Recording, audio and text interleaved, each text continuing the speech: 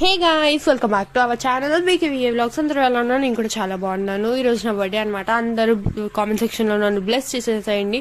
ఇప్పుడు నా birthday celebrations ఎలా జరుగుతున్నాయో కూడా చూసేయండి. ఫస్ట్ కేక్ వచ్చిన తర్వాత మమ్మీ అయితే నాకు కేక్ అయితే పెట్టింది. తర్వాత నేను మా మమ్మీకి కేక్ అయితే పెట్టాను.